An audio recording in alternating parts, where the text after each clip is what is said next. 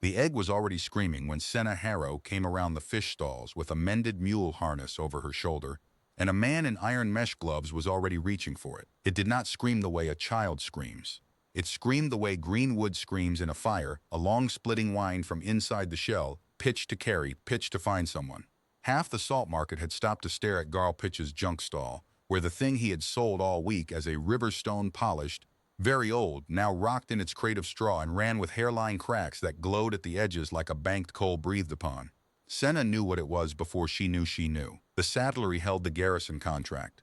She had spent 2 years stitching girths for the wing of Velmar and listening to riders talk while she worked under their stirrups. A dragon egg went quiet for years and then went all at once, they said. And when it went, the first warm living thing to touch the wet hatchling owned a piece of it forever. And it owned a piece of them. The riders had a word for it, the latch. That was what the iron gloves were for. Iron mesh carried no warmth and no pulse. A man in iron gloves could lift a hatchling like a loaf of bread and carry it, screaming and unlatched, to whoever had paid to be the first bare hand it met.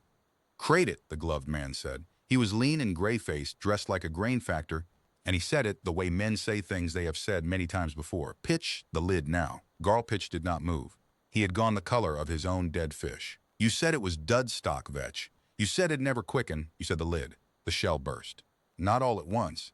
A wedge of it sheared away from the top, spinning into the straw, and through the gap came a snout the size of Senna's fist, bronze black slick blunt-horned, ringed with breathing slits that flared and shut. One eye worked open behind it. Storm gray. It found the crowd, all those faces, all that noise, and the scream inside the shell changed into something smaller and far worse. A question, asked over and over, by something that had been promised an answer, would be waiting. Vetch's gloved hand went into the crate. Senna had not decided anything. She would tell herself that for years, that there had been no moment of choosing, no weighing, that her body had simply objected before her mind sat down to argue. The mule harness slid off her shoulder. 12 pounds of oiled leather and brass hardware swung from her hand on its long trace, and she let it go like a sling stone. And it took Vetch across both forearms hard enough to ring the buckles. He staggered into the stall. The crate tipped. Straw, shell, and hatchling poured off the boards, and the crowd pulled back the way crowds do, all at once, leaving one person standing inside the circle of fallen straw because she had stepped forward while every other soul in the salt market stepped away. The hatchling hit the cobbles, tumbled, and came up swaying on legs that had existed for less than a minute. Wet wings hung off its back like rags of black silk. It was small enough to drown in a rain barrel, and it stood there in the wreck of its own shell, with its sides heaving, and it turned its blunt head along the wall of legs and boots and skirts, asking. Then it found her 10 feet away, the only one who had come closer instead of farther. "Don't," Vetch said very quietly to her, and that was a mistake, because until he said it, she had not been sure what was happening. The hatchling crossed the cobbles at a falling run and put its muzzle against her wrist. It was hot. That was the first thing. Heat like a stone from the oven wrapped in wet velvet, and a pulse against her skin so fast it felt like a held trill. The breathing slits along its snout flared, dragged in the smell of her, leather and beeswax and lanolin and the cheap tallow soap from the shop. And something happened that Senna had no word for then and never fully found one for after. A weight settled. Somewhere behind her breastbone, a hook went into a beam and a line drew taut, and on the far end of that line was a small, furious, terrified living fire that had asked its question, and gotten at last an answer. The hatchling stopped screaming.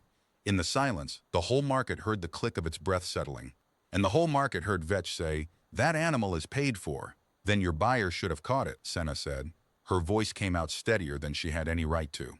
She got her good arm under the hatchling's chest. It weighed less than a year-old lamb, all heat and heartbeat, and it climbed her like a ladder and jammed its snout into the hollow of her neck and hooked 4 sets of claws into her. Coat, and that, as far as it was concerned, appeared to settle the matter permanently. Vetch came up off the stall boards with the harness tray still tangled on one arm, and his other hand came out of his coat with a short iron hook in it, and the market crowd made a sound, and several things happened in the space of 3 breaths. Garl Pitch bolted, abandoning stall, eggs, and partner with the speed of a man long practiced at it. 2 more men Senna had taken for porters dropped their sacks and turned out to be Vetch's. And Senna ran. She was 19, raised on dock stairs and loft ladders, and she knew the salt market the way Vetch's men knew their knives. She went through the gap behind the eel tank, under Marsh the Cooper's trestles, through the gutting shed where the floor was lethal to anyone who didn't know which planks rocked, out the smoke door, up Tanner's stair. The hatchling clung to her collar and made one sound the whole way, a thin rising whistle each time her feet left the ground. Not fear, she would have sworn it even then, but something like outrage that the world should jolt so much. Behind her, boots, twice. Then a crash of trestles, a cooper's furious bellow, and the boots fell back. She came out on Bridle Row with her lungs burning and made for the only door in the world she fully trusted. The low one under the cracked sign of the kneeling horse. Brock and Harrow, it said hopefully, though no Harrow had ever owned any part of it. Saddlery and harness, garrison contractor. She fell through it and dropped the bar with both hands. Iva Brock looked up from her stitching horse. She was 60 broad as the door, with forearms like a smith and 40 years of waxed thread run through her fingers. She took in her apprentice, torn coat, bleeding wrist, a newborn dragon fused to her collarbone, and she set down her awl with terrible calm. "Senna," she said, "what is on your neck?" It hatched in Pitch's stall. There was a broker with iron gloves. He was going to crate it unlatched and sell the first touch. The words came out in the wrong order with crashes between them. "Master Brock, it latched. It latched on me." Brock came around the horse. Up close, the hatchling turned its head without lifting its snout from Senna's neck and watched the old woman with one storm gray eye, and a sound came out of it that neither of them had ever heard from any living thing. A low double knock in the chest, like two dry sticks struck together in a cave. Years later, Senna would know it for what it was. Challenge from a creature the size of a cat, aimed at a woman who could have wrung it out like a rag. "Mine," said the knock. "I have one thing. It is this one, mine." "God's around us," Brock said softly. "That's a latch, all right." Fists hit the door hard enough to jump the bar in its brackets. Then a voice, gray and reasonable. "Girl, you are holding 10 years of my work and other men's gold. Open the door and you walk away from this with your hands and your name. I'll even pay for the harness." Brock put one thick finger to her lips, lifted her gaze to the loft window, and reached behind the cutting bench for the iron-shod measuring staff she used on cart shafts and twice in Senna's memory on men. It never came to the staff, it came instead to horns. Garrison horns, 3 rising notes, the call Senna had heard maybe a dozen times in her life and felt in her teeth every time, the call that meant wings up. And then the light through the loft window stuttered as something vast crossed the sun above Bridle Row, and the fists on the door stopped, and boots went away fast in 2 directions. What had crossed the sun came back slower and settled into the row outside with a sound like a ship being beached, a long groan of displaced air, the crack and rattle of 50-foot wings folding, shutters banging up and down the street, a cart horse screaming somewhere, and the cobbles themselves ticking under the weight coming down on them. Through the loft window, Senna saw a wall of scales slide past, slate gray gone almost pewter with age, ridged with old scars like rope laid under the skin. The wing kept 4 dragons at the Cindermouth garrison. Senna had seen them her whole life the way one sees weather, high up, in formation, beautiful and distant, and absolutely none of her business. She stitched for their riders. The dragons themselves did not know she was alive. The one in the street put a slit-pupiled eye, the size of a dinner plate, against the loft window and looked in. The hatchling on Senna's shoulder knocked again. Twice dry, defiant, that tiny stick crack of a sound against a creature 10,000 times its weight, and Senna felt the eye take her in. The wrist, the bloody claw marks in her coat, the small bronze-black body wedged under her jaw. The pupil opened wide, and something in the quality of its attention shifted in a way Senna had no name for. When the dragon spoke, the window glass buzzed. Its voice was low speech, the true voice, like a quarry talking. "Open your door, saddler. No one will be eaten. I have been 40 years out of the habit." Her name, Senna learned in the next quarter hour, was Veka.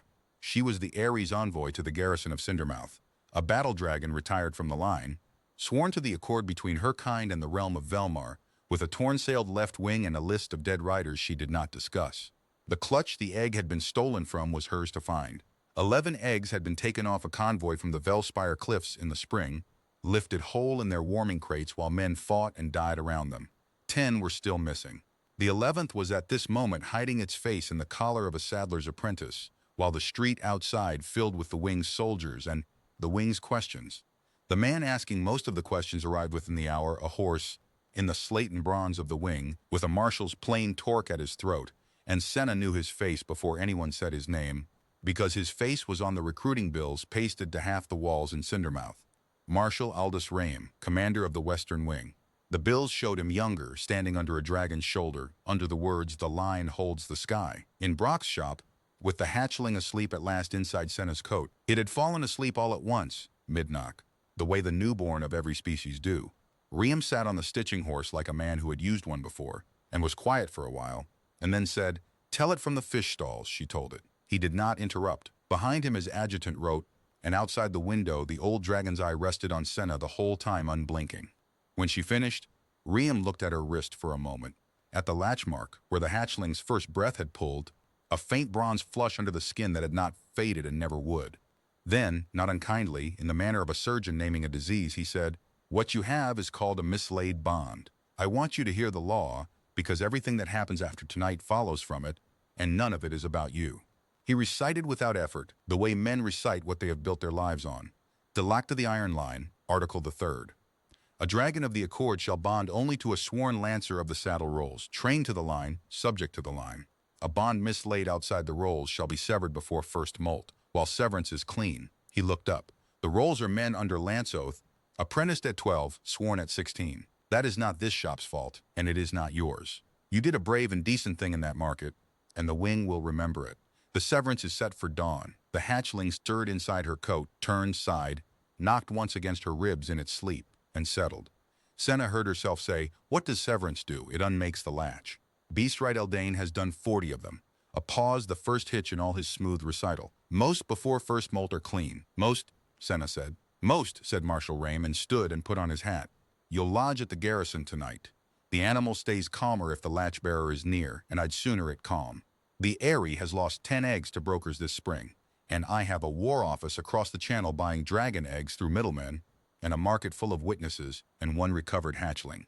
At the door he stopped, and for a single sentence the recruiting bill voice fell away, and something older and wearier looked out. "It's a bad law for you tonight, girl. It was written on a field of dead dragons, and I'd write it again. Dawn." The garrison gave her a cot in the infirmary annex, a bowl of barley stew, and a guard on the door who was very young and kept finding reasons to look through it at the dragon. The hatchling woke at midnight, ravenous. Nobody had told anyone what a new hatchling ate. It turned out, after some carnage, to be most of a pail of fish offal, swallowed in gulps bigger than its own head while it growled continuously like a kettle. One wing spread over the pail to hide it from a world of thieves. Afterward it climbed onto her cot, trampled a circle, collapsed against her side, and slept. Senna lay awake with her hand on its ribs, feeling the furnace tick of its heart slow into long even strokes. Underneath the new fire smell of it there was river mud and shop wax where it had pressed against her, and faint as a ghost soot. It had sneezed climbing the tanner's stair, sneezed like a dropped skillet, and shot a thread of black smoke from each breathing slit, and even running for her life she had laughed. "Rook," she said in the dark, trying it, soot-black, loud thieving, too clever, impossible to drive off. The hatchling's ear-frill turned toward her voice without waking, the way it would turn toward that one word for the rest of its life. The latch pulled warm and taut behind her breastbone, line and hook and beam. She told the dark, so that at least the dark had been told by someone honest. "At dawn they'll cut it, and you'll be a lancer's, some boy off the rolls with the right oath, and you won't remember the market, or the stairs, or me. And that's the law." And the law held the sky for 80 years. The words were Ream's second-hand, and they sat in her mouth like borrowed boots. Rook slept on, latched, certain his snout pushed under her arm. Senna Harrow stared at the annex ceiling and did not sleep at all, and an hour before dawn, when Boots came down the corridor with a lantern and the gray shape of Beastright Eldane behind it, she was already sitting up with the hatchling awake and knocking in her lap, and what happened in that room over the next hour broke nothing cleanly, fixed nothing cleanly, and bent the next 3 years of the realm of Velmar like a green branch bent around a stone. Corso Eldane was past 60, hook-shouldered, with hands that moved like they were stitching even when they were empty, and he had been unmaking mislaid bonds since before Senna was born. He set his case on the table, looked once at Rook, and stopped looking anywhere else for a long while. Rook had planted himself on Senna's knees facing the door, wings half spread, soot trickling from his breathing slits, knocking that double crack over and over, and his storm-gray eyes tracked the old man's empty stitching hands, as if he understood precisely what they were for. Marshal Eldane said at last, "Come look at this." Ream came in from the corridor. The Beastright pointed with his chin. "Count the latch signs. Wings set. Soot challenge. Eye track. He's day old, Marshal. I see year bonds weaker than this." He opened his case, took out a listening horn, and knelt with a grunt to set it against the hatchling's chest, enduring the knocking with the patience of a man who had been bitten by better. He listened. He moved the horn. He listened again. And Senna watched his face go from craft to arithmetic to something with weather in it. "Well," said Ream, double set heart. Both chambers latched. Eldane sat back on his heels. "I cut this one, Marshal. I'm not unmaking a bond. I'm stopping a heart. He's poured the whole thing in. There's nothing of him standing outside it to survive on. The lantern hissed.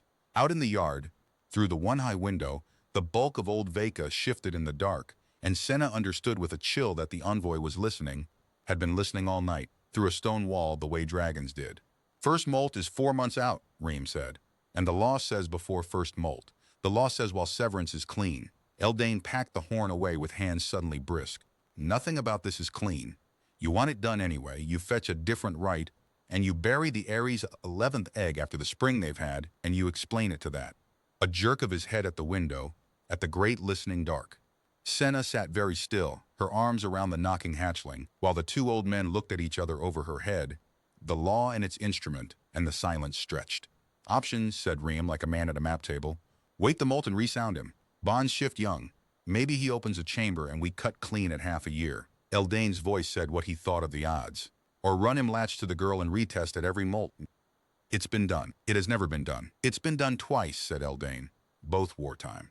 Both hushed. I did one of them. He stood, knees cracking, and finally looked at Senna directly, and there was nothing soft in it. It was the look he gave a strained tendon, an honest measuring. The animal can't be parted from her without ruin. And the animal is airy property under accord, and the accord bird out there has sat through every word of this without objecting. So, back to Ram. You don't need a right marshal. You need a clerk with courage. There's no rank in the wing for what she is. Invent one. Marshal Aldous Ram stood in the lantern light with his jaw working, a man watching a wedge go into the one timber he had built everything on, and Senna, exhausted, scratched 20 hours into the strangest day of her life, picked that exact moment to open her mouth. I stitched for the wing already, she said. 2 years on the garrison contract. Girths, breastplates, wing furl straps, the lot. Master Brock will speak for my work. Her heart slammed worse than it had in the market, but her voice, the traitor, came out level again. You don't have to invent much, Marshal. Saddlers go where the saddles go. Reem looked at her, really looked. The first time since the shop, the recruiting bill eyes running over her like she was a column of figures that refused to sum, and then he looked at the bronze-black hatchling guarding her lap, and through the window at the old gray mountain of the Ares patience, and he said the words that Senna would hear read back, 3 years later, in a very different place, with the sky on fire behind the reader, custodian of record, Ares stock 1 head, attached to the hatch grounds at Greal, rations and a cot, no oath, no lance, no saddle. He put his hat on. The iron line holds, girl. You are not a rider. You are a caretaker with a needle. And at first molt, and every molt after, the beast right sounds that animal's heart, and the day it can be cut clean, it is cut. Say you understand. The latch pulled warm and taut, line and hook and beam. Rook had stopped knocking. He was watching the marshal with one storm-gray eye, and there was soot on Senna's sleeve, and 4 months was 4 months, and a person could build a great deal in 4 months. I understand, Marshal, said Senna Harrow, custodian of record, and that was the first time she lied to him. 3 weeks later, she was knee-deep in the Greal River, with a yearling dragon's tail across her, shoulders like a felled mast, scrubbing river mud out from under his haunch scales, while he tried to drown her on principle, when the cadets arrived. The hatch grounds at Greal sat in a bowl of brown hills 2 days upriver from Cindermouth, a fortress of timber and turf around 3 great warming barns, a practice field scored bald by generations of dragging tails, a tack bigger than Brock's whole shop, and the gorge, the Greal score, a crooked slot of black rock running 6 miles into the hills, where the river had cut deep and the wind did ugly things and nobody flew if they could help it. Stock came to Greal at first molt to be schooled to the saddle. Cadets off the rolls came at 16 to be schooled to the stock. The 2 schoolings were supposed to meet in the middle. Rook had molted 11 days after arriving, early, violently, all at once in a single night that left him buried in his own shed scales like a knife in packing straw, and left Senna with the job of hauling 40 pounds of cast bronze black armor to the tally shed, because every scale of Ares stock was counted and weighed and logged, and custodians of record did the logging. He came out of the molt the size of a pony and twice as long, with his wings suddenly real, black bronze sails he did not yet believe in, and his voice had dropped from kettle growl to something with gravel at the bottom of it. Eldane came up from the garrison and sounded his heart for half an hour while Rook lay obligingly still with his chin on Senna's boot. Well, she made herself ask. Deeper, the old man said, packing up the horn. He looked at her with a tendon-measuring look. Both chambers and the walls thickening around it. It's growing the way he's growing. At her expression, she had practiced not having one, and failed. He snorted. Don't celebrate, girl. Every molt I come back, and every molt the marshal reads my report, and there are men at the War Office who think a clean cut is worth attempting, whether it's clean or not. Your job is to be so cheap to keep and so dear to lose that nobody does the arithmetic. He shouldered his case, paused. The scale patch on his fourth dorsal, wax and lanolin under a leather sweat pad. Whose work? Mine. He cracked it on the barn door his second day. The crack was weeping, and the Wright's book says a weeping crack scars the bed and the scale grows back crooked, so She stopped. It's harness craft. Same as a galled wither. It's better than the Wright's book, Eldane said. Write it up. I want it for the field manual. And he stomped off to the boats, leaving her standing in the tally shed with her ears hot, holding the first thing she had ever been told to write that other hands would read. So, 3 weeks, the river, the mud, the tail across her shoulders, and the cadets. They came up the road from the landing in column, 30 of them, 16 and 17 years old in new slate and bronze, and Senna stood in the river and watched them pass the way you watch weather coming. These were the rolls. Lance families, garrison families, boys apprenticed at 12 to the only oath in Velmar that came with a dragon attached. The doctrine said any one of them could be set over any beast of Ares stock, and the schooling would take, because the schooling was the bond, drill, repetition, the line. The iron line held that a dragon did not need to choose its rider any more than a sword needed to choose its hand. The doctrine had never met Rook.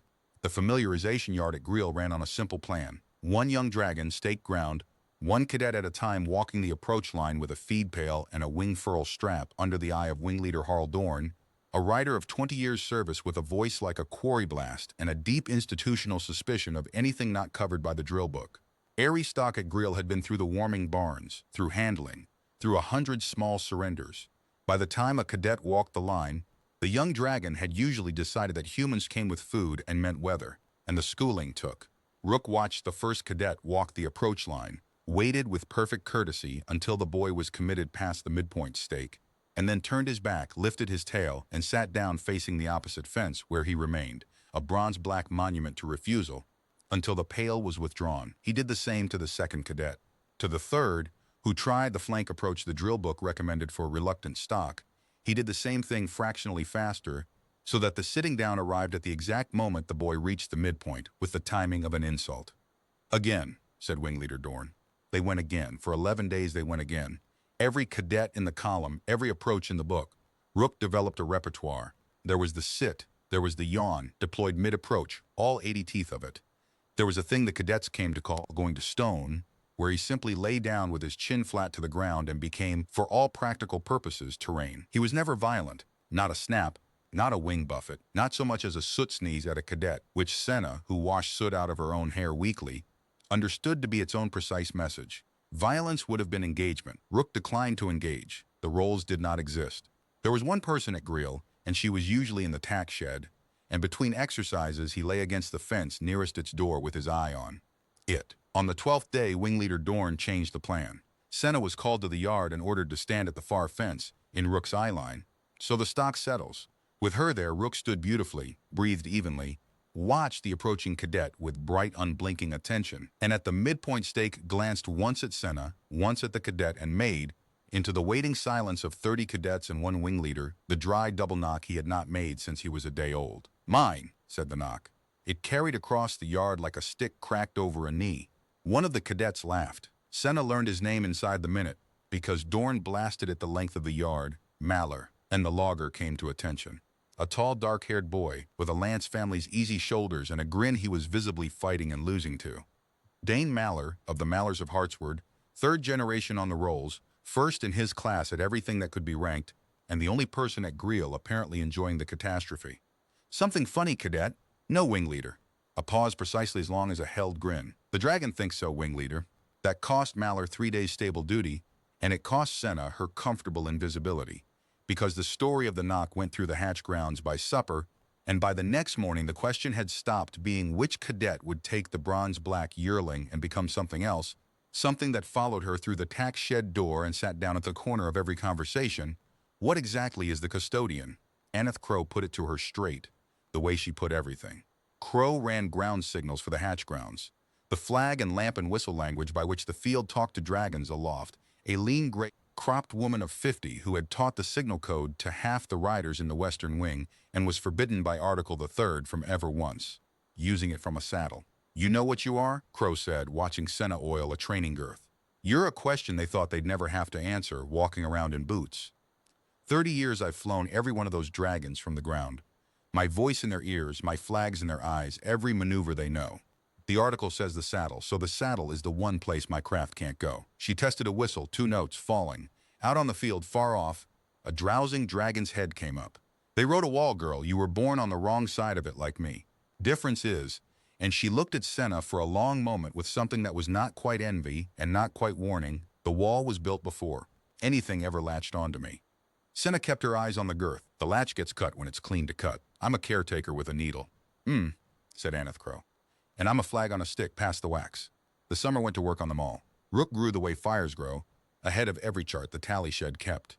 By midsummer, he was the height of a dray horse at the shoulder with wing sails that blacked out the tack, shed window when he sunned against it, and the hatch grounds had quietly stopped scheduling cadets against him.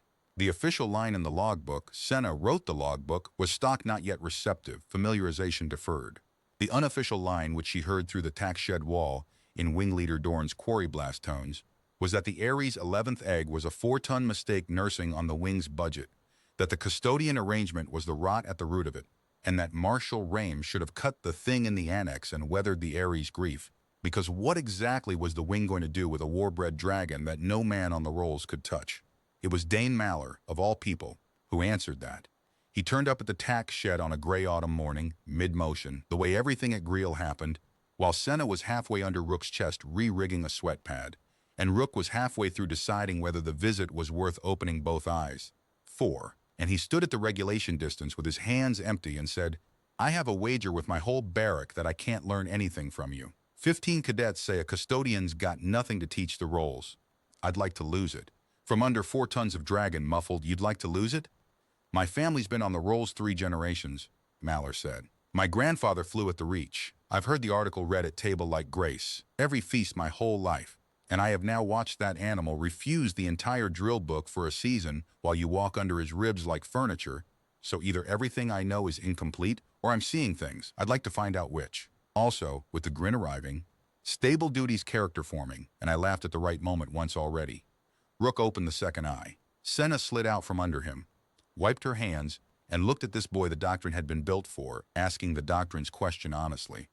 First thing then, she said, you're standing where the drill book says. He hates the drill book. Take 1 step left and stop being an approach. Maller took 1 step left. Rook's head came around and down, slow, the gravel breath of him stirring the boy's collar, and inspected him at a range of 8 inches for a long, sooty minute, and for once made no comment at all. It was not a bond. Rook never gave him a single thing more than a step's worth of tolerance. Time, and a year on, the count stood at perhaps 5 steps. But it was the first traffic across Aneth Crow's wall in anyone's memory, and the barrack paid out the wager, and the story of that went through the hatch grounds too. The second molt came at the turn of the year, and Eldane with it, stamping snow, and the sounding ran an hour while Rook's chin lay on Senna's boot, and the latch hummed its taut warm note behind, her breastbone where it lived. The old man came up off his knees slowly and stood looking at the both of them. The dragon now too big for the shed he had hatched out in, the saddler's apprentice, with wax under her nails and the Wright's field manual carrying 2 of her patches under Eldane's own name and the third, credited in the appendix in small print that she had read 40 times, to S. Harrow Cust. Walls around the bond have set, he said. It won't cut clean. It won't ever cut clean. That's molt 2 of 2 witnessed, and that's what my report will say. And you should understand what you're holding, girl, because as of today it changes.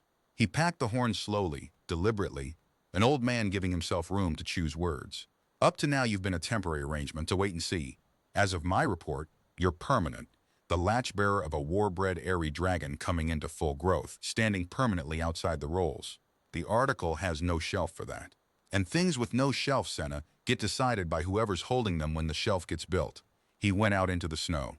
Through the doorway, against the white, the falling flakes were vanishing a foot above Rook's back without ever landing, each one gone in a wink of steam, and the dragon stood in the cold like a piece of the forge given legs and watched her with one storm-gray eye, permanent. She was 20 years old. The war was 14 months away. The saddle arrived from Cindermouth in spring, on a wagon with 2 wheelwrights and a letter, and Senna was already running her hands over it before the tailgate dropped, because she had stitched half of it herself 2 contracts ago, and she knew exactly what it was going to do to Rook before anyone buckled a strap.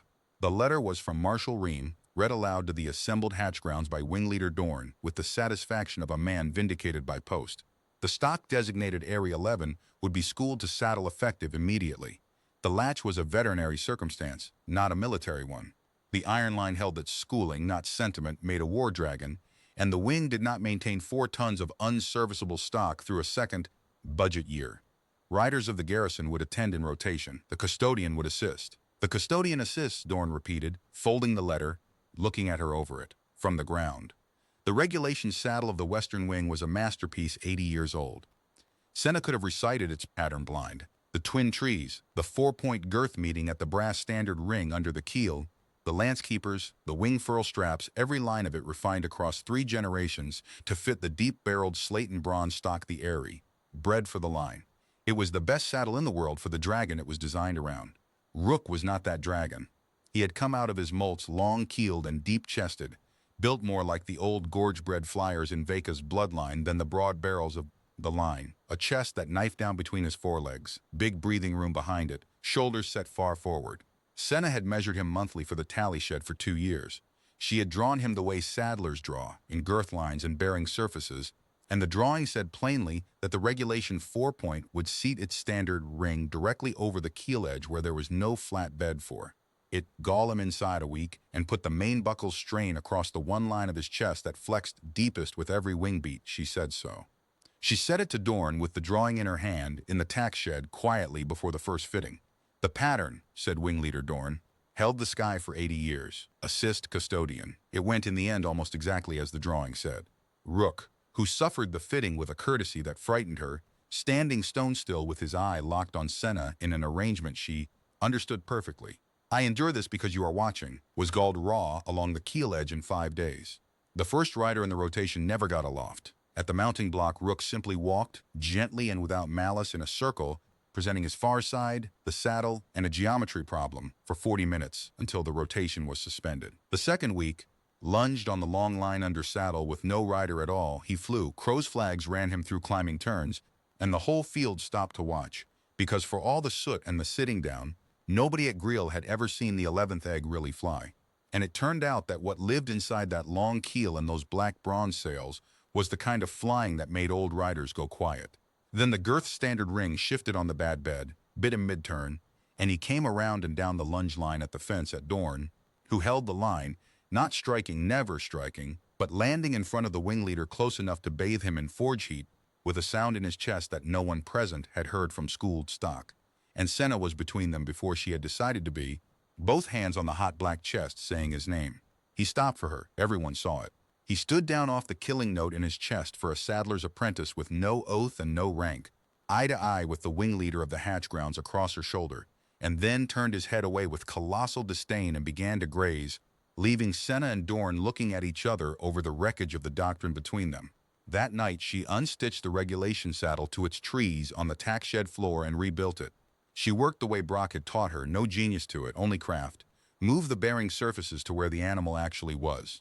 She offset the girth lines around the keel onto the flats God and the Airy had actually provided, doubled the bed under a standard ring shifted 4 inches aft, and then, because she had spent a year watching harpoon drill and reading reports in Eldane's field manual, and because the strain line of Rook's deepest wing beat crossed the main buckle, and a buckle that cannot ever be freed under load is a tombstone, she built into the main girth the thing she became famous for. A sheer tong release, one strap end sewn to break strength, seated so a rider's gloved fist or a dragon's own talon hook could free the whole rig.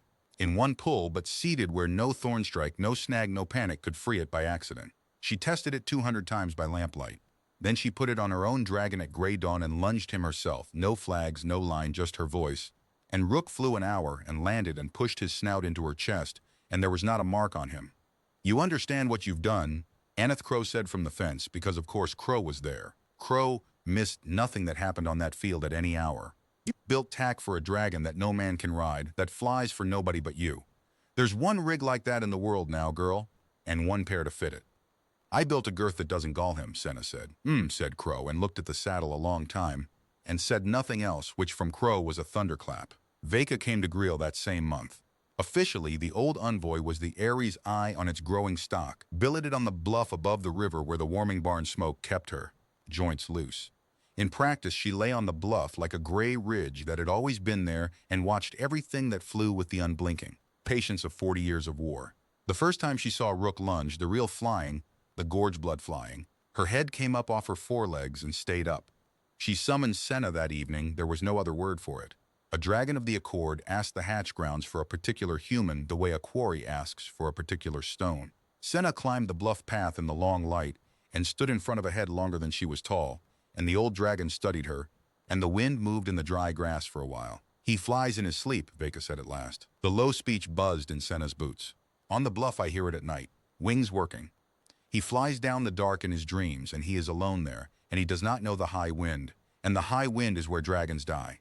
One scarred wing, the torn-sailed one, opened a few feet, deliberate, a wound shown on purpose. Flags taught him circles. Circles are not weather. Somewhere out over the channel there's a storm with his name in it. There always is, for every one of us. And when it comes for him, he will have nothing under his wings but a saddler's voice from a fence. Unless.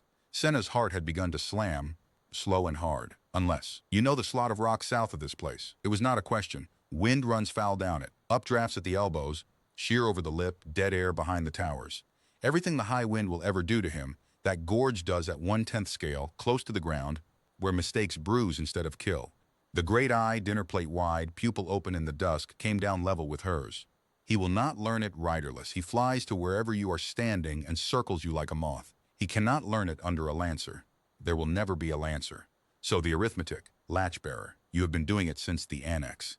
I have watched you doing it for 2 years and 4 molts. And I am old, and I find I do not care to watch the only gorge blood wings hatched in my lifetime drown in the first real storm of their life because of an article written by men I outlived. The law, Senna's voice caught on it. If I'm caught in that saddle, the arrangement dies. He gets chained as unserviceable, or worse, and I get caught, Veka agreed. Yes, the wall is real, and the fall off it is real, and I am asking you to climb it anyway in the dark where no one watches, because the other side of the arithmetic is his death in open sky on some day you cannot choose. You have until the storm with his name in it. No one ever knows how long that is. The old dragon laid her head back down on her forelegs, ridge becoming ridge again, and closed the great eye, and her voice when it came was almost gentle. Eat first, long flying starts badly on an empty stomach. The moon sets at the second watch. That was how it began. The part of Senna Harrow's life that the ballads got wrong later, all of them, everyone, they put trumpets and moonlit silver on it, and what it actually was terror and mud and craft.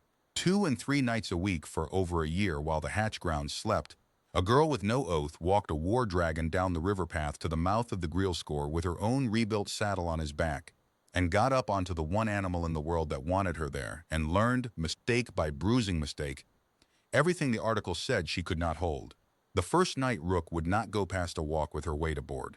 Too careful, too disbelieving, drifting back toward the ground every wing beat like a man carrying eggs. The 5th night he forgot to be careful at the gorge's first elbow when the updraft took them, and Senna learned what sheer was with her whole spine, and they came home scraped and silent and went back 2 nights later. She learned the wind's grammar the way she'd learned stitching, one seam at a time, where the gorge inhaled at dusk and exhaled at dawn, how dead air behind the rock towers dropped them like a trapdoor, how Rook telegraphed every intention through the keel before his wings ever moved, so that riding him was less like steering and more like listening with her knees. He learned that her weight meant ballast he could trim against, that her voice in the wind roar meant the choice was already made, that the small shift of her fist on the girth handle meant now hard without asking why. And once, in their second autumn, when the trapdoor air behind the 3rd tower dropped them 40 feet onto an updraft that wasn't there, it was Rook who saved them, snapping his wings shut and falling sideways through a slot no flag code had a name for, and it was Senna who had seen the slot, and neither of them, afterward, could have said where the seam between those 2 facts ran. That was the night she understood what the latch was for. It was not a leash, and it was not a sentiment. It was 2 kinds of knowing spliced. They were caught in the spring, 11 days before the war. It was not Dorn who caught them in the end, nor any patrol, it was laundry. A garrison inspection found the custodian's spare shirts gray at the cuffs, with a particular fine black grit that existed nowhere on the hatch. Grounds but rose in clouds from the scoured rock of the Greel score, and found the rebuilt saddle's girth handle worn bright in the shape of a small left fist, and wing leader Dorn, who had spent a year not looking too hard at the night field, Senna understood later, out of whatever it was in him that the flying had put there, was handed the grit and the handle in front of the visiting inspector and given no room at all to not see them. He came to the tax shed himself. He stood in the door with the worn handle in his hand and looked at her, and all the quarry blast was gone out of his voice, which was far worse. 3 generations the article held this wing together, he said. Men I trained are alive because the line does not bend for anybody, not for grief, not for talent, not for one girl and one freak-keeled dragon out of a stolen egg. You think the article is a wall against you. It is a roof over all of us. He set the handle down on her bench with a quiet click. Tribunal at Cindermouth the 8th. Both of you go down by river. I'm sorry for it, Harrow. I am, and I'd report you again tomorrow. Senna went down the river under guard with Rook flying escort overhead. There was no holding him back from following the boat, and after the second attempt, no one tried. And on the morning of the 8th, in the long stone drill hall of the Cindermouth garrison, before Marshal Aldous Ream and a tribunal bench of 5, with old Vaca's head filling the great doors at the hall's end because the accord entitled, "The Airy to witness proceedings touching its stock," the custodian of record stood to hear the article read against her. They never finished reading it.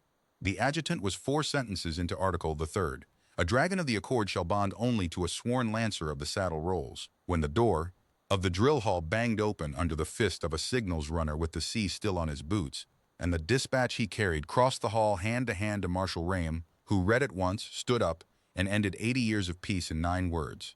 The Channel forts are burning. Tarsk is across the water. What came over the Grey Channel in the next 10 days had been building in the Dominions. Iron yards for a decade while Velmar argued saddle doctrine. Engine barges, square and black, each one a floating battery. Behind them troop hulks in tow.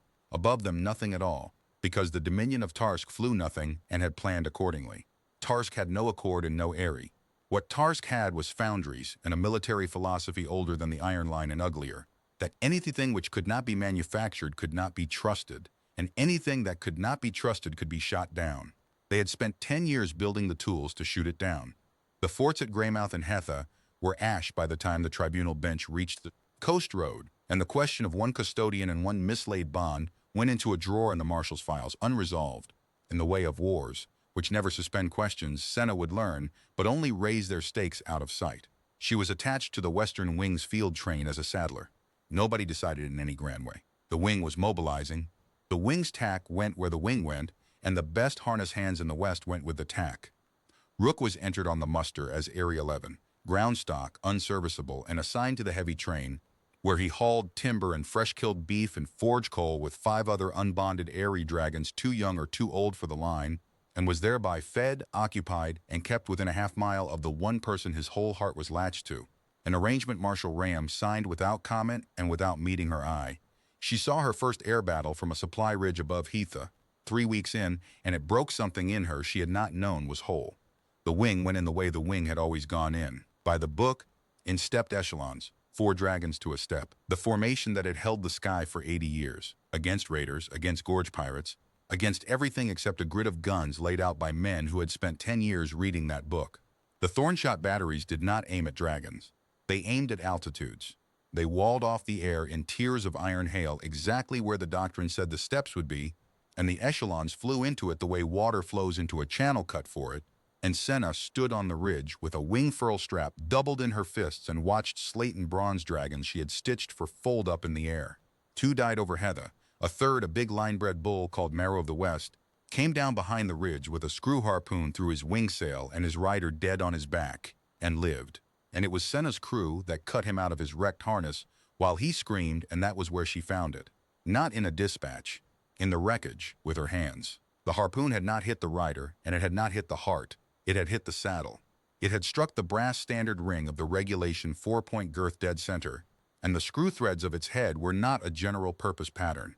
They were cut to seize on a brass ring of exactly that gauge, and the cable behind the harpoon had then transmitted 11 tons of drag engine pull into the one fixed point that the regulation pattern, by design, made impossible to release under load.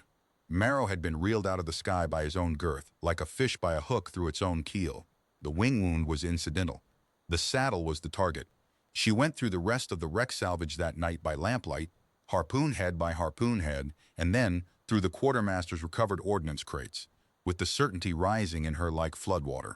Threaded to the standard ring, all of them. Tarsk had not built a weapon against dragons. Tarsk had built a weapon against the regulation saddle of the Western Wing, against the one brass ring that 80 years of doctrine had bolted to. The chest of every dragon on the line, in a known place at a known gauge, certified identical by the article Senna had spent 3 years on the wrong side of. The iron line's great strength, the thing Dorn had called a roof over all of us. That every rider, every saddle, every formation was interchangeable, predictable, uniform, had been bought and paid for in some Tarsk procurement office and turned into a targeting solution. She wrote it up the way Eldane had taught her, in girth lines and thread gauge, with the harpoon head wired to the page. She took it to the Wing's field command at dawn and got as far as Wing Leader Dorn, who was now flying 2 patrols a day and burying friends between them, and who looked at her report with eyes like burn holes. You're telling me the answer to their engines is to unstandardize the Wing. In the field, mid-war, his voice was flat with exhaustion. 80 years of every rider being able to fly every dragon on any saddle in any squadron. That's not vanity, Harrow. That's how we replace the dead. You trade it for a buckle. I'd trade it for the buckle that's being used to reel us down, Wing Leader. The ring is the target. Move the ring, shear the threads, give every girth a release. A release. For 1 second, the flatness cracked, and what was under it was not contempt, it was fear, the specific fear of a man being asked to bend the one thing that it always held. You know what the article says about a girth that can be slipped. A saddle that can come off in the air is a rider who can be thrown by his own dragon. The fixed girth is the bond, in iron. It is the whole. He stopped himself. He looked at the harpoon head wired to her page for a long moment, and Senna watched 3 generations of the rolls fight a brass ring in his face, and the brass ring lose almost. Send it up the line, he said finally, wearily. Through the beast right, it'll go faster. And Harrow, keep building yours, quietly. For the train stock, which was as close as Wing Leader Harl Dorn ever came in his life to sedition.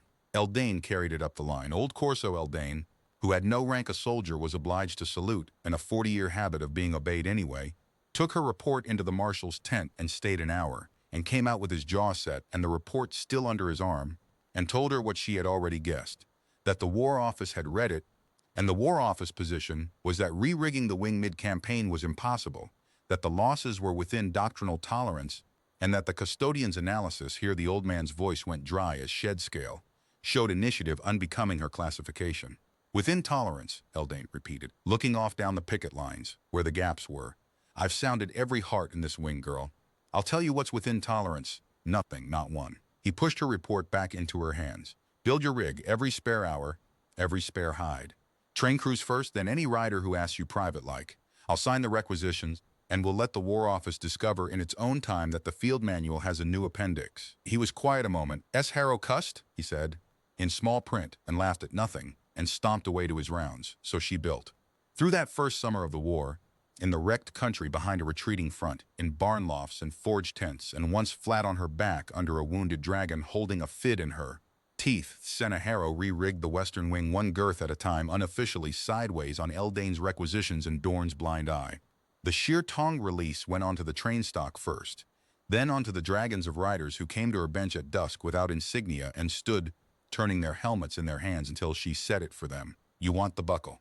By the leaf fall, 1 saddle in 5 on the line had a release seated under the offside skirt where inspection didn't look, and the riders had a name for it that Senna pretended not to have heard. They called it the Harrow latch, and the war ground west, and the Wing bled by tolerances and rook-hauled coal, full-grown now, black bronze and vast, the biggest wingspan on the muster and the only dragon in Velmar forbidden to fight. And at night, when the picket fires burned low, the latch behind Senna's breastbone pulled taut and warm toward wherever he was staked, and she lay in her bedroll doing Veka's arithmetic, over and over, in the dark. The storm with his name in it was coming, there was always one. And somewhere north along the coast, in the high cold over the Grey Channel, the war was already building it. She met Vetch again at midwinter, and he did not see her. And that was the second time he made the mistake of saying something quietly in her hearing.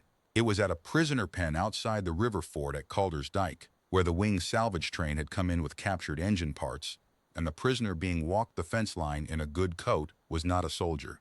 Senna knew the gray reasonable before her mind found the market it belonged to. 3 years, a war, and a lifetime ago, reaching into a crate with iron mesh gloves.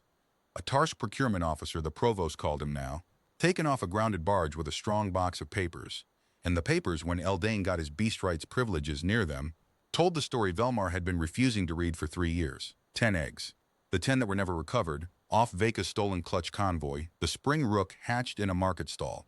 Vetch had moved them across the channel one by one, the manifests survived. He was a careful man, into a Dominion program with a name that needed no translating, listed in the ledgers as engine stock, Acquisition and conditioning.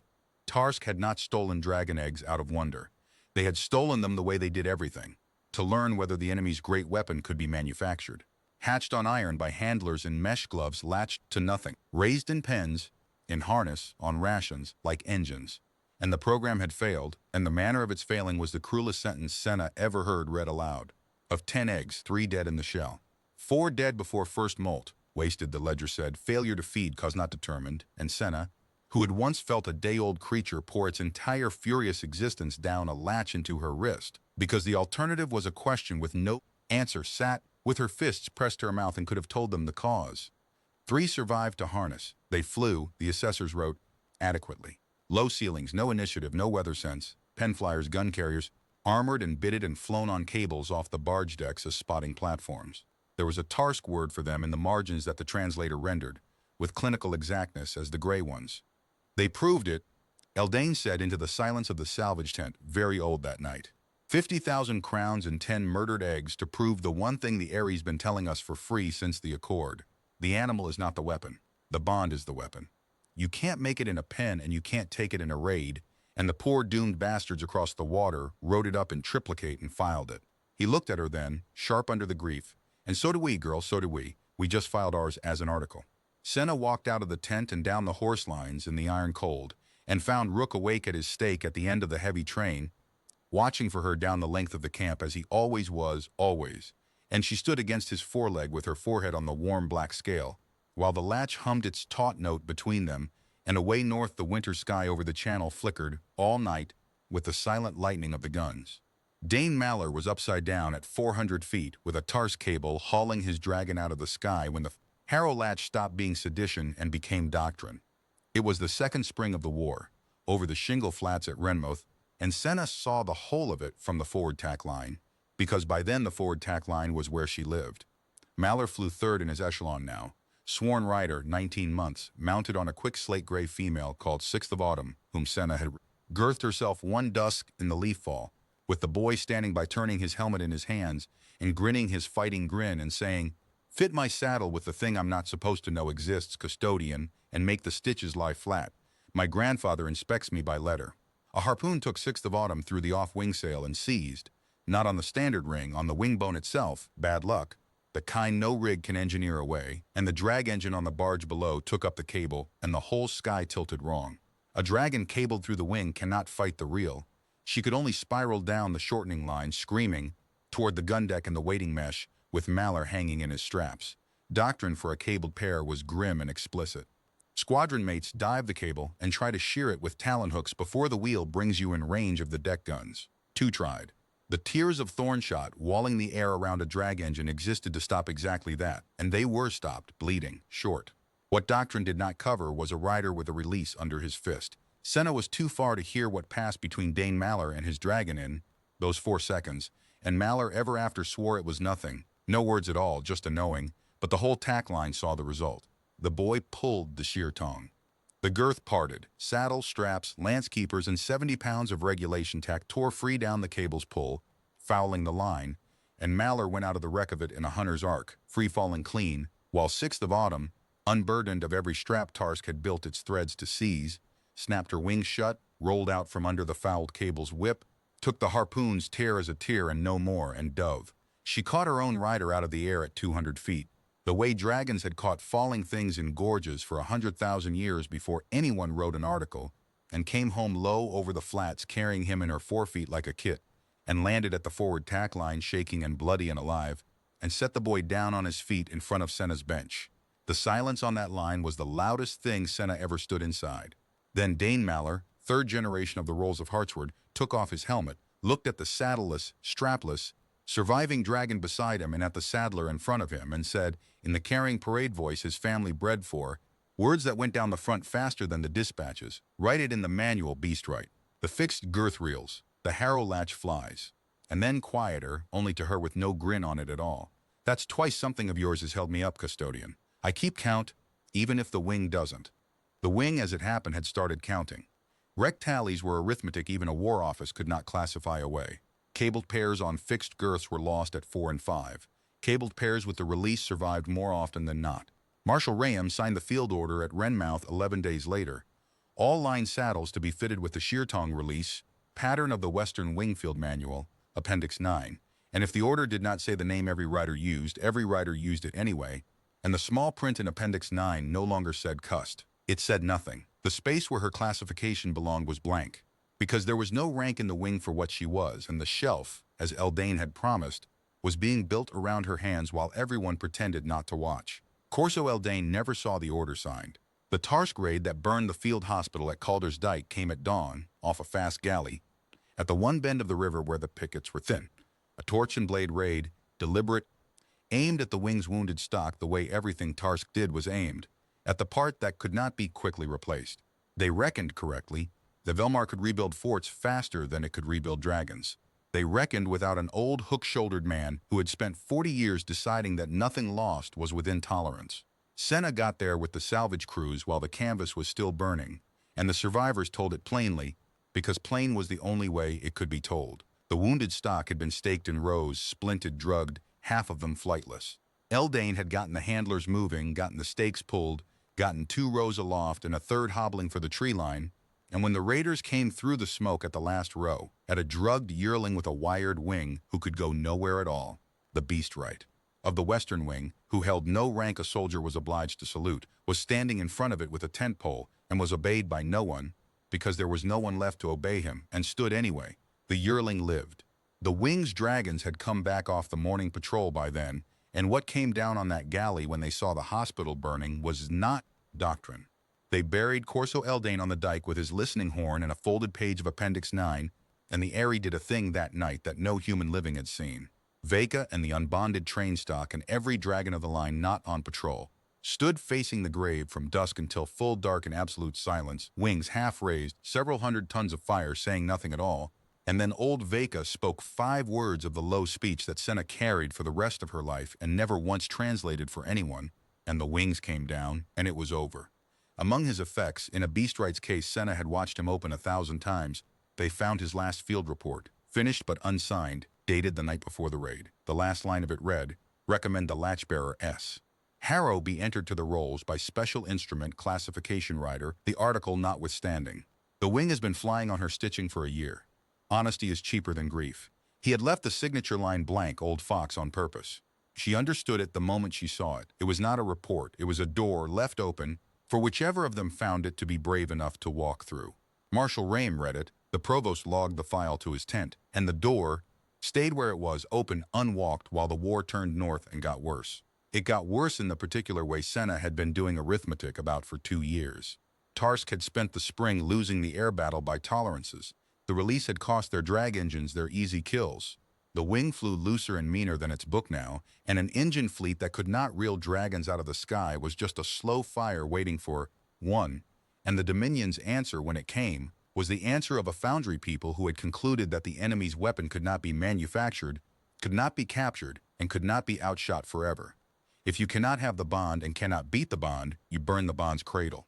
They put everything they had left on the water and went for Vel Spire. For the area itself, the clutched cliffs, the warming caves, the eggs of every dragon on the line and every dragon not yet hatched, the whole future of the Accord stacked in one fortress of white stone above, the channel's northern narrows. It was not a raid. It was the war, all of it, in one fleet, 40 engine barges and the troop hulks behind them, crawling north along the coast under a moving roof of thorn shot, toward the one target that would bring the Western Wing to a place of Tarsk's choosing and make it stand still and fight there until one side was gone. The place had a name. Senna heard it first in the marshal's briefing tent, with the map weighted flat and the rivers inked blue, and felt the cold walk up her arms. Between the fleet and the Aerie, where the coast range met the sea, the only gap a land army could pass, a crooked black slot of volcanic rock 8 miles long, cliffs on both sides, wind like a quarrel in a marriage, the old scorched country where the lava had once run to the water, the pass of cinders. And Aerie 11, groundstock, unserviceable, the biggest wings on the muster, was ordered chained at the rear depot at Calder's Dyke for the duration of the campaign, because the heavy train was being stripped for the march, because a 4-ton dragon that fought for nobody could not be fed at a battlefront, and because the order did not say but everyone understood, the War Office had finally done the other arithmetic, that the custodian was needed at the front with her bench, that the dragon would go where the custodian went unless held by iron, and that this at last was the cheap and sensible moment to put the mislaid bond on a chain and see whether it might be persuaded, by distance in a war, to quietly come unlatched. Senna was holding the order when Rook saw the chain. He had worn hobbles before, stake lines, the furniture of the train. He had borne all of it with the heavy patience he kept for the world's stupidities. But the depot crew came at him with a forge chain and a ground anchor. At the hour the wing's columns were forming to march north without him, with Senna's kit already loaded on a tack wagon in his plain sight. And Rook understood the whole shape of it at once, the way he had understood the geometry of the mounting block, and he did not rage. That was the terrible part, the part the depot crew talked about for years. He looked at the chain and at her, and he lay down on the scorched grass and went to stone. And the latch behind Senna's breastbone went so cold and so quiet that she sat down hard on the wagon's tailboard with her hand pressed under her. Collarbone, 22 years old, learning what it felt like when half of a spliced thing began deliberately to dim itself. It was Veka who broke it. The old envoy had been lying ridge-still by the depot gate since dawn, watching the column forms. Now she rose, and crossed the depot ground at a walk that made the anchor crew scatter, and put herself between the chain and the black bronze dragon on the grass, and said, in low speech, pitched to carry to every human in the depot and most of the column, "This one is Airy stock. The Airy does not chain its own above its own clutch cliffs. Read your accord." And then, with her scarred head swinging round and down to the marshal's adjutant, dropping the words one at a time like quarry stone, "The Airy has honored your article for 80 years, because the Airy honors its word even when its word was foolish. Hear what I say now, and carry it to your marshal whole. The article is yours, the dragon is ours, and the Airy of Velspire, whose eggs you march to defend, releases stock Airy 11 to the keeping of its latch-bearer, for the duration, by my voice, on my scars." The great torn wing opened full out, war-tattered, magnificent, and the depot stood in its shadow. "Chain him now, men of Velmar, and explain to my matriarch above her burning cliffs why the largest wings her line has hatched in 40 years sat out the war on your paperwork." No one chained him. No one quite released him either. The adjutant fled to higher authority, and higher authority, 2 days up the coast road with a fleet crawling toward its throat, made the kind of ruling desperate commands make, scribbled on the back of the original order, stock A11 to accompany train north under custodian. Unserviceable. Not for the line. So Senna Harrow went to the war's last battle the way she had gone to all of it. Outside every rank, beside the heavy wagons, with a dragon the law said was nothing walking at her shoulder, north, up the scorched coast, into the wind that came down the pass of cinders smelling of old fire and new iron, with Eldane's unsigned page folded in her coat over the place where the latch lived, and the storm with Rook's name in it finally, visibly, assembling over the channel ahead of them, black to the waterline, exactly where Veka had always said it would be waiting. The Battle of the Pass of Cinders began on the morning tide, with 40 engine barges opening fire on the southern cliff gate, and by the second nightfall the western wing of Velmar, the whole of it, every dragon and rider the realm could put in the air, was grounded inside the pass under a roof of cables, and the war was 3 hours from lost. It had been a trap of patient, foundry-built genius, and afterward the historians agreed that no doctrine could have refused it. The Ares cliffs had to be held, the pass was where they could be held, and so the wing had gone where it had to go, and Tarsk had spent 2 years preparing the box. The first day went to Velmar. The barge's assault on the cliff gate broke twice. The wing flying loose and release-rigged and murderous, 4 barges burning on the tide line by dusk. It was meant to break twice. While it broke, Tarsk's landing columns were climbing the scorched country on both rims of the pass with their real cargo. The mast engines, sectional towers of black iron that went up in the dark like a winter forest, rim to rim, and between them at first light, the net. Cable net. Mile on mile of it, spun steel with thorn cluster charges seated every 10 yards, winch taut between the mast forests across the airspace of the pass like a lid over a kettle. Too high to leap from the ground inside. The kill tiers of every battery on both rims were laid on the gaps. Under it, the wing, who had bivouacked in the pass because the pass was the position, with the storm coming down outside and the barges holding offshore waiting, while the kettle's lid was bolted on. Dragons could have torn the net. Dragons tearing nets was a solved problem in the Tarsk gunnery tables. The seated charges and the laid batteries existed for precisely that, and the first 3 pairs who tried it at dawn proved the tables right. And after that, Marshal Reams stopped spending dragons on the lid, and the box was, by every doctrine on the map table, shut. Senna spent that day in the casualty lines under the south cliff, doing girth cuts and wing splints with her hands while her head did the other thing, the thing it had done in the wreck salvage at Hetha, walked the problem like a gorge in the dark, feeling for the seam. By the gray end of the afternoon, with the storm's leading edge beginning to mine the upper air and the barge fleet's signal lamps talking to the rim. Batteries, the shape of the next morning, was being said out loud at every fire. At dawn the barges would run the gate unopposed, land the hulks, and take the Ares cliffs at leisure while the realm's entire air strength watched from under a net. Unless the box was opened from outside. And the only force on the map that could open it from outside was the one force not in it, the Ares' own reserve, the unbonded stock of Velspire, the wild-kept and the half-trained and the veterans with outriders, 200 wings that answered no muster, took no flags, and had never in 80 years flown under human signal, sitting 40 miles north on their white cliffs with no way in the world to know what the lid over the pass looked like from below, or where its seams ran, or that the mast engine winch houses on the north rim. Senna had crawled the wreck of a mast section that the first Dawn pair had brought down, had read its cable gauges and its shear points with her thumbs the way she read girth. Thread stood anchored, all of them, on the old lava country's one weakness. Scorched rock that took a ground bolt the way rotten leather takes a stitch. Somebody had to go tell them. 40 miles at night, in the front wall of the worst channel storm in a decade, with the pass's airspace netted, the coast route walled with the fleet's batteries, and the high route, the doctrine route, over the storm, a dead man's climb that the wing's own weather rules forbade in half this wind. There was one other way, and it did not appear on the wing's charts because nothing about it could be flown by the book.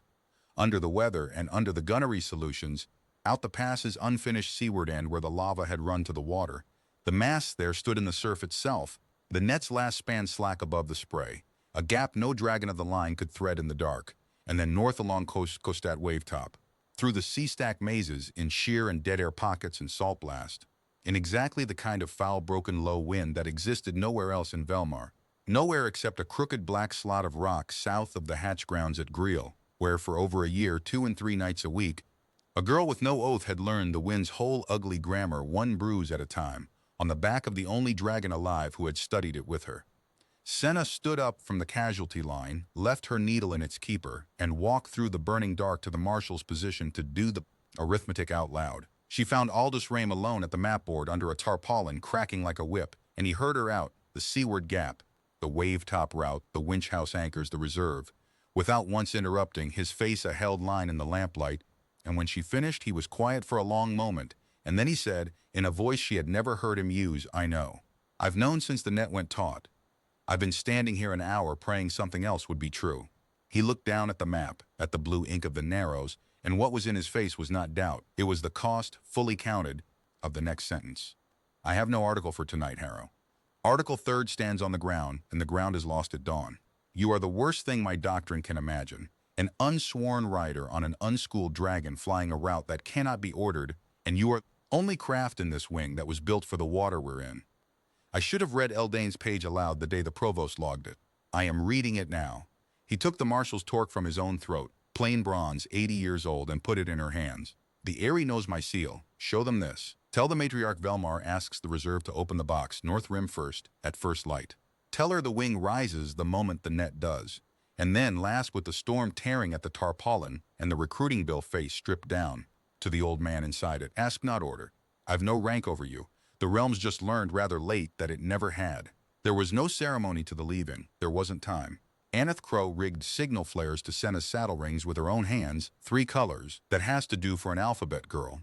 Dane Maller walked beside her stirrup to the dark end of the casualty lines and said nothing at all, which from Maller was a speech, and then gripped her boot once, hard the way riders did. And Veka, grounded with the rest under the net, too wide wing for the seaward slot by half, pressed her scarred brow down against Senna's chest and Rook's both, one and then the other, and spoke in the low speech only 3 words this time. And these Senna did translate once, years later, for one person. Bring the sky.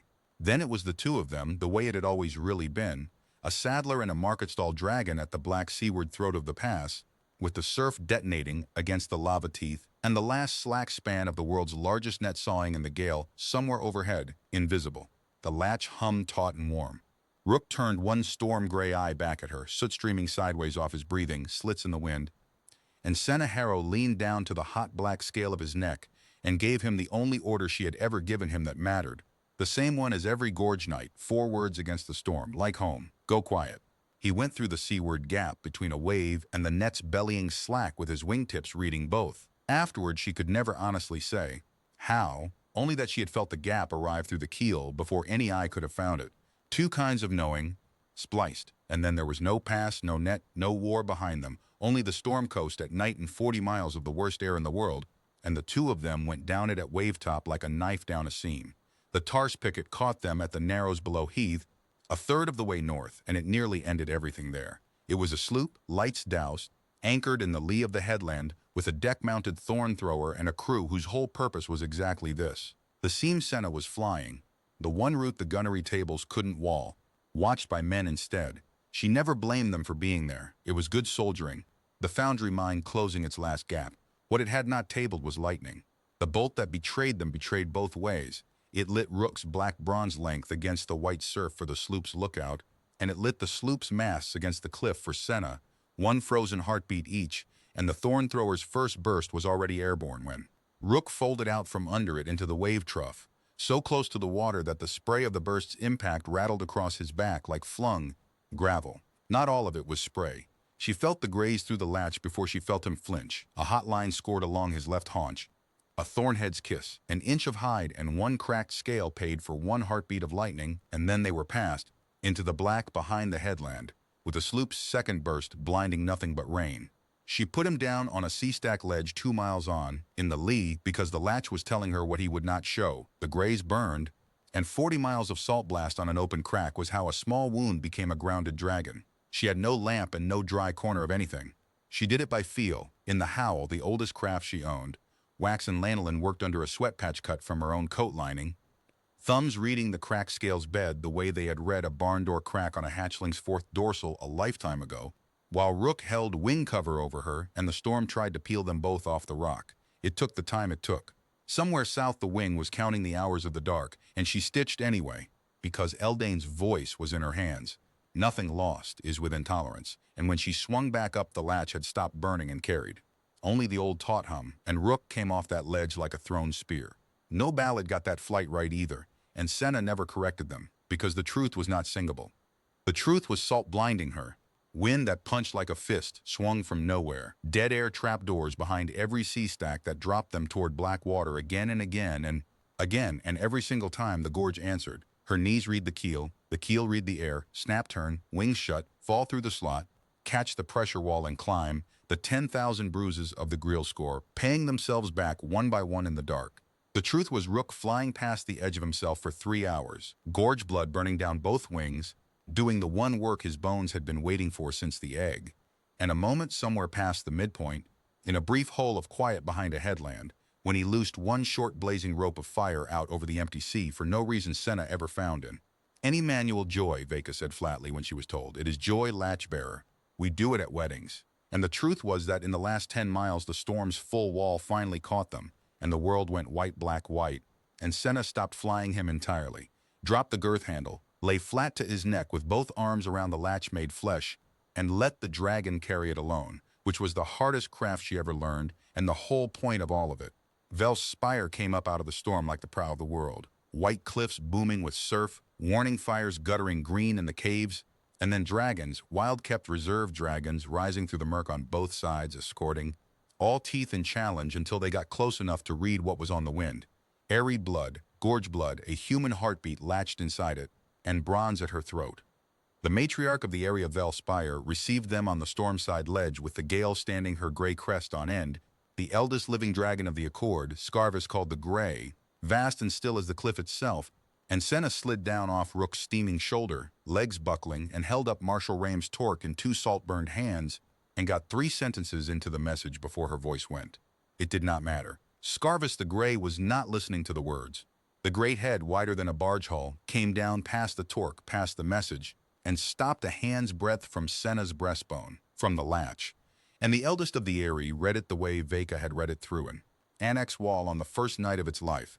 The whole splice, 3 years of tally sheds and night gorges and casualty lines and the cold hour on the depot grass, all of it written in the one language no article had ever managed to legislate. So, the matriarch said at last, and the ledge itself carried the word. 80 years we honored their wall, and the wind walks over it carrying one of ours. The gray crest turned, taking in Rook, blown, firebright, upright on the ledge of his mother's line with the storm howling off his wings, and something moved in the old eyes that Senna even then recognized as arithmetic finishing. The men of the article are under a net at the Pass of Cinders, and they send a latch they tried 3 years to cut, riding stock they wrote off as unserviceable down a coast their doctrine cannot fly, to ask the Ares wild wings for rescue. A sound came up through the cliff that Senna took correctly for laughter. Granted, on one term, and the marshal's bronze does not buy it. You do, flyer, the pair of you. When the net comes down and their muster is rewritten, the first name entered under the new instrument is yours. The Aerie has watched the realm waste its own kind for 80 years. We are done watching. That is the price of the reserve. Tell your marshal. Senna Harrow, mute, salt-blind, 22, holding a torque she had never been entitled to wear, nodded once. Then eat, said Scarvis the Grey, ancient and practical as winter, turning her crest into the storm to begin the calling. Both of you, wings up at the graying. We fly at first light, and you fly point, latch-bearer. You're the only one of us who's seen the seams. At the graying of the storm's trailing edge, 200 wild wings came down the coast of Velmar at wavetop with a Sadler flying point, and the men in the Tarsk Rim batteries, whose gunnery tables had a solution for every altitude a dragon of the line had ever flown, discovered that there was no page for the sea itself getting up and coming at them out of the spray. Senna led them the way she had come, in reverse and in numbers, down the stack mazes, under the headlands, the reserve strung out behind Rook's tail and a skein 40 dragons long, and 5 abreast, wild stock, who had never taken a human signal in their lives, reading the route off the pair in front of them the way dragons had read. Lead flyers in gorges for 100,000 years. Crow's 3 flare colors had been agreed to mean 3 things only: red, batteries, climb and scatter; green, this seam, strike here; white, the wing rises. 3 words, Crow had said, rigging them in the dark. That has to do for an alphabet. It did, it turned out, as Senna had been learning since a market morning 3 years gone, that very little of what mattered needed saying in more than 3 words. They took the North Rim's mast forest at full first light, out of the dead ground where the lava country fell away to the sea. The one approached the mast's own bulk blinded, and Senna put the first green flare directly onto the winch house she had crawled in wreckage 2 days before, onto the scorched rock ground bolts that took a shear load the way rotten leather takes a stitch. The reserve did the rest. They did not fight like the wing. There was no formation in it, no doctrine, nothing any battery had ever been tabled against. They came through the mast forest like floodwater through pilings. Wild-kept veterans snapping cable stays with their hind feet at speed, young gorge-blood flyers threading the iron trees in vertical slots no gun could traverse, and the great elders, Scarvis in the heart of them, simply alighting on the winch houses one after another and tearing them off, their bolts the way a crow opens a nut. The south rim woke before the work was half done. Tarsk gunners were foundrymen to the last. They did not panic, they traversed, and the batteries across the pass found their range on the mast forest in slow walking brackets of thorn shot, and the reserve began to pay. A young gorge-blood flyer went down threading the iron trees with a wing stripped. One of the wild-kept veterans took a cluster burst full in the chest mid-strike and fell against the mast he had been breaking and broke it falling, and that was the moment the assault could have come apart. Wild stock under tabled fire for the first time in their lives, no formation, no drill book. Nothing holding them in that murderous orchard but the wind skein of the pair in front. Senna spent her red flare there, the only one she had fired straight up off the mast tops. Batteries, climb and scatter. And they read it. 200 wings opening outward in a single breath like a hand spreading.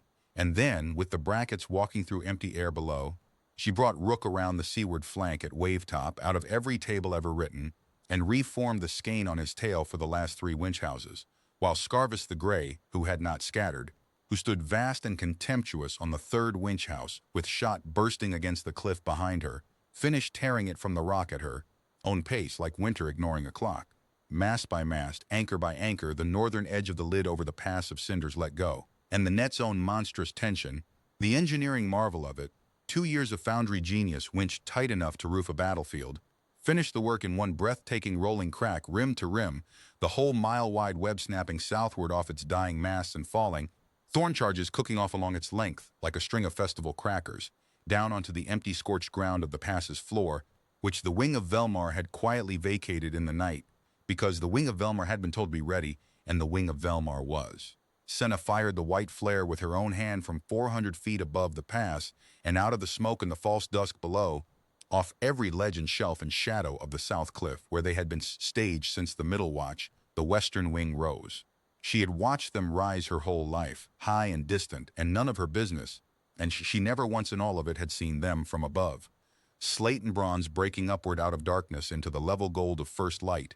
Echelon after echelon after echelon, release-rigged and rested, and very, very angry, with old Veka rising in the van like a gray banner. And they came up past her position, and what happened then went into the wing's histories and stayed there, squadron by squadron. As each echelon drew level with the lone black bronze dragon and the small figure on his back, each one checked its climb. A half beat, a wing dip.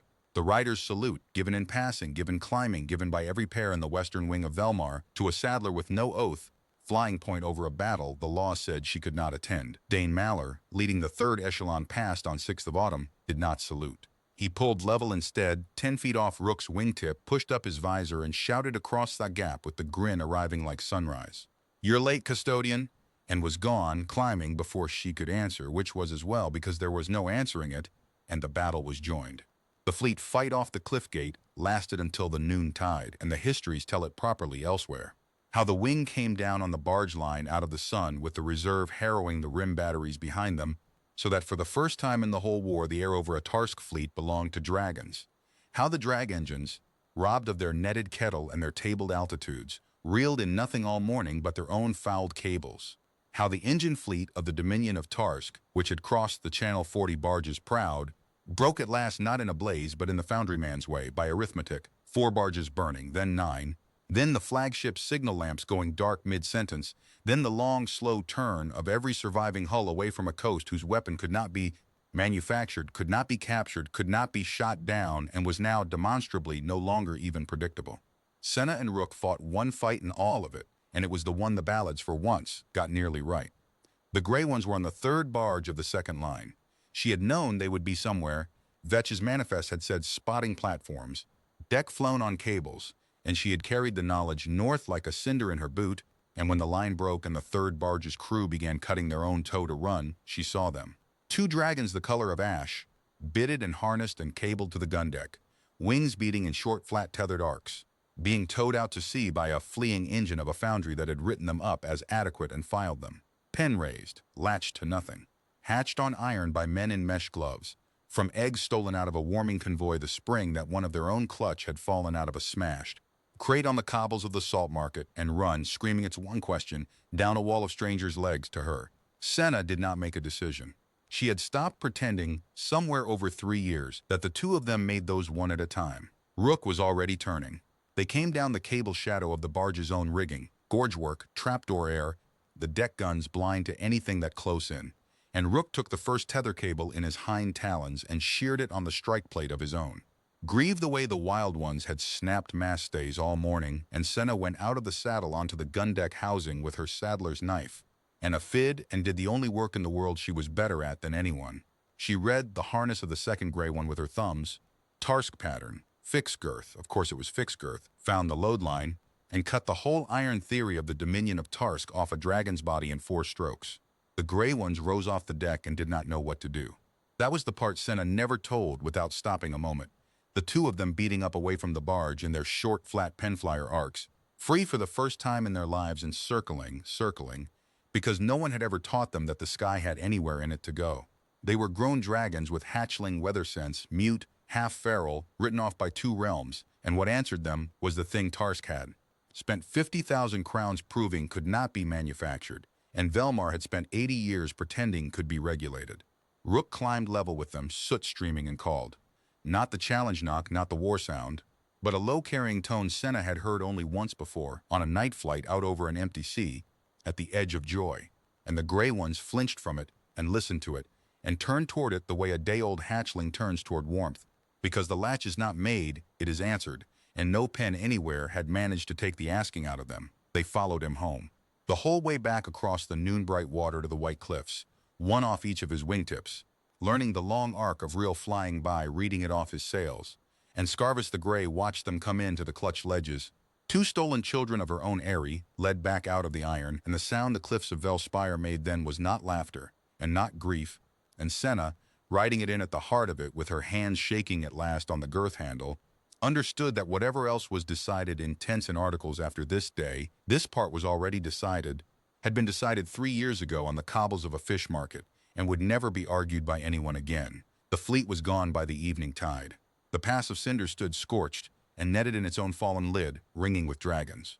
And at sunset, on the trampled ground before the marshal's position, with the western wing drawn up dirty and bloodied and victorious in a hollow square and the Ares wings crowding every cliff shelf above like a second audience, the like of which no human muster had ever flown under, Marshal Aldous Rame called the roll of the day, the squadrons, the loss, the deeds, and then at the end of it, in the dead silence of 2,000 listening, he drew out a field-stained page that Senna knew before he unfolded it, because she had carried it folded over her own breastbone all the way north, and had given it up to him an hour before with the salt still on it. Final report of Corso Eldane, beast right of the western wing, Riem read in the recruiting bill voice, pitched to the cliffs. Ungers at his death. Witnessed since, and here he looked up once at the square at the cliffs at her, by the pass of cinders. Recommend the latch-bearer S. Harrow be entered to the rolls by special instrument, classification writer, the article notwithstanding. The wing has been flying on her stitching for a year. Honesty is cheaper than grief. He took out his pen and signed it on the map board in front of the muster, and the sound the wing made then beat off the cliffs like the tide coming in. The instrument itself was drawn up that winter, in Cindermouth, in the same long stone drill hall where they had once begun reading Article the Third against her and been interrupted by a war, and Senna sat through every session of the drafting because Marshal Rame required it, over her protests on the ground stated flatly, in front of the assembled board, that he had spent 3 years being wrong about her at the realm's expense and did not propose to spend the peace being wrong about anyone else for lack of asking. It was not a grand revolution on parchment. Senna expected, having read no law in her life before her own, that the changing of it would feel like the storm coast. It felt instead like saddlery, which she decided in the end was the better sign. They worked it seam by seam. The iron line was not struck out, the line-bred stock still schooled to the line, the echelon still flew, the roll still took lance apprentices at 12, and Dorn, who sat on the board with his burnhole eyes and argued every clause like a man defending, a dyke, won as often as he lost. What changed was one wall and one assumption. The saddle rolls of Velmar were open to entry by instrument of deed and latch. Any soul of the wings Enzerzemmer and the Ares' own witnesses, together found bonded, able, and sound, of any name, any trade, and either sex, and the mislaid bonds ceased to exist in the law of Velmar altogether. Eldane's word for it went into the preamble, because Senna fought for that clause herself, the only one she fought for with her voice instead of her evidence, and she won it, not mislaid, latched. The realm does not mislay its own. Veka attended the ceiling, filling the great doors as she had filled them 3 years before, and when the wax went down she said nothing at all in the low speech. But on the way out, passing Senna in the cold sun of the yard, the old envoy dropped her scarred head and pressed her brow once, briefly, against the new-made rider's chest, to the latch, exactly as she had done in the dark at the seaward throat of the pass, and this time Senna heard the 3 words clearly, and they were not bring the sky, they were, you brought it. Tarsk asked for terms before the thaw. The war had cost the Dominion its engine fleet, its gunnery tables, and the better part of its foundry decade, but Senna always believed, and said so, once to the only War Office man who ever asked her opinion, that what truly ended it was filed in their own archives. 2 reports, written 10 years apart, the first concluding that the enemy's weapon could not be manufactured, and the second, drafted by whatever honest clerk survived the Pass of Cinders, concluding that it could not be defeated either, because it was not in the end a weapon. The terms included the return of every document of the acquisition program, the names of every broker in the egg trade, and the persons of those brokers still in Dominion territory. Vetch was not among them.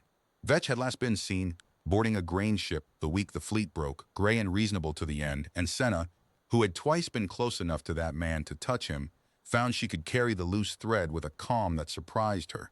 Men like Vetch were weather. You built the rig so the weather found nothing to seize. The gray ones never learned to speak, and never fully learned the high wind, and lived out their days on the gentlest ledges of Velspire as the most jealously guarded creatures in the Accord. But the following spring, when the first clutch of the peace hatched on those cliffs, the Ares watchers recorded a thing that went into the annals. One of the 2 ash-colored pen flyers standing over a warming crate through 3 nights of storm, wings spread flat above it, unasked, unmoving, guarding against a theft that was never coming again. Nobody had taught it that, either. The asking had survived the iron, and so it turned out had the answering. And on a wet morning that same spring, at the hatch grounds at Greil, Senna Harrow stood in the mud of the familiarization yard, Ryder Harrow, of the Western Wing, Pathfinder flight, first name entered under the instrument. The patent hung in Brock's shop in Cindermouth, because Brock had threatened actual violence over the alternatives. and watched the new intake come up the road from the landing and had to put her fist to her mouth for a moment hard. 30 of them. Boys off the rolls with Lance family shoulders, exactly as before, and among them 16 and 17 years old in slate and bronze cut for them by a saddlery that now held that contract too. A fisher's daughter from Hetha who had pulled a wingshot dragon out of the surf during the evacuation and been latched before the water was out of her boots. A baker's son with no oath in his family for 10 generations. A dock girl from Cindermouth with forearms like Brock's who had walked in off the quay with a tally shed arithmetic test in her hand demanding to know whether it was true. 11 of the 30 stood outside every line the old article had drawn, and they came up the road in hung column trying to look like soldiers and looking instead like exactly what they were, which was the realm of Velmar, arriving at last with its whole strength.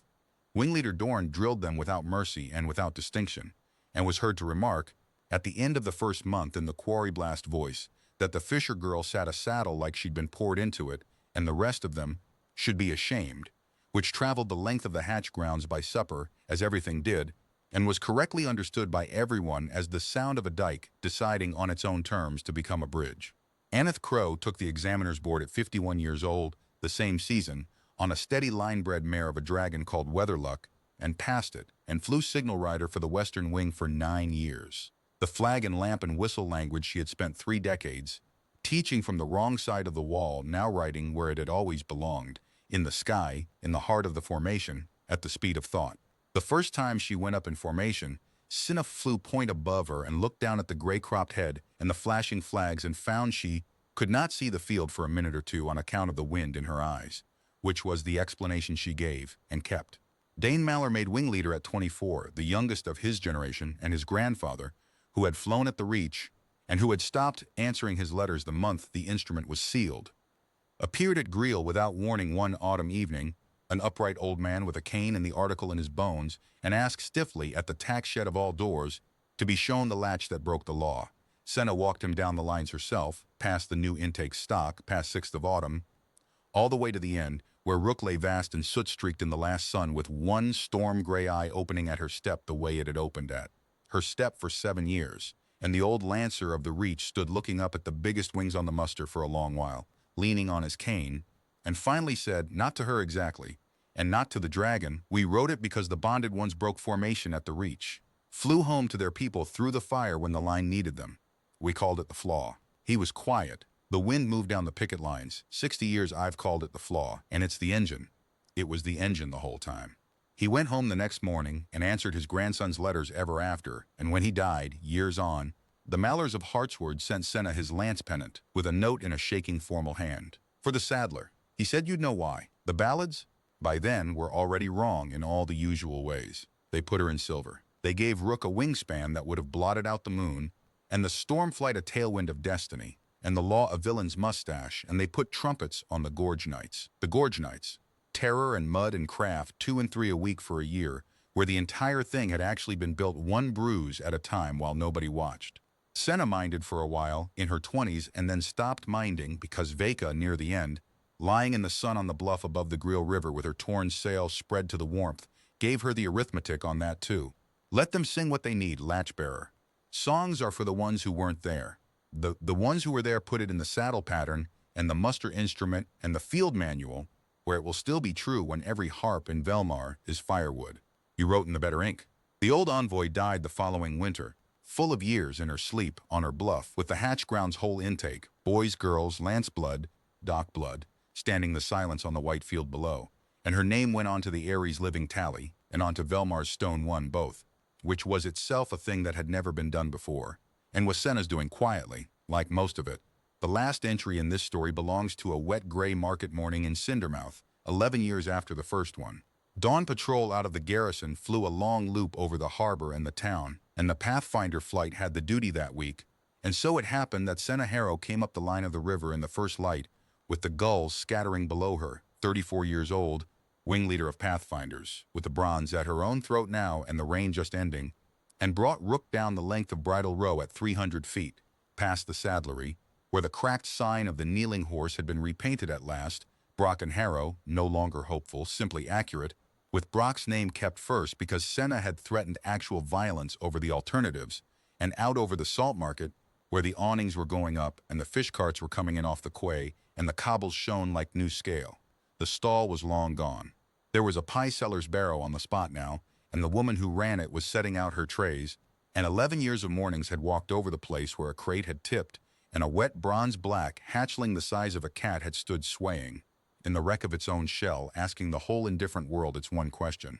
Rook slowed over the spot. He always did, every patrol, without any signal from her, a single long deliberate beat of the biggest wings on the muster, and the market people looked up, because they always did, and a few of the old ones touched their caps to the patrol, and the pie seller's daughter, who was perhaps 9, stopped hauling trays to stand in the middle of the wet cobbles with her head all the way back, watching the black bronze dragon cross her mourning the way children in Cindermouth had always watched, as if the sky were a door someone might one day leave open. Senna looked down at her for the space of one wing beat, a small, fierce, upturned face in the waking market. Any child, every child, nobody's arithmetic at all, and then leaned to the warm scale of Rook's neck, where the latch hummed taut and bright after 11 years. Line and hook and beam, two kinds of knowing spliced so long ago that no seam remained for anyone to find. "Go on," she said. "Ask." And Rook, gorge-blood, storm-proven, first dragon of the open rolls, put his head back and loosed one short blazing rope of fire into the empty gray morning. Over the harbor, for no reason any manual ever found, and the market came up cheering off its barrows, and the girl on the cobbles laughed the way you laugh at weddings. And the patrol flew on north up the bright water, toward the cliffs, into a sky that belonged, by deed and latch and written instrument, to whoever it answered.